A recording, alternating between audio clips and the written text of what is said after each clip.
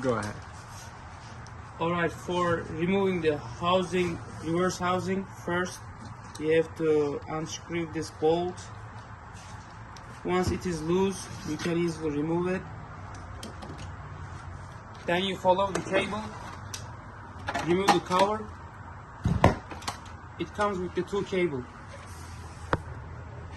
So you just remove them. Once you replace the cable, you put it down back. The big one goes into the red one, and the yellow one goes into the white and black.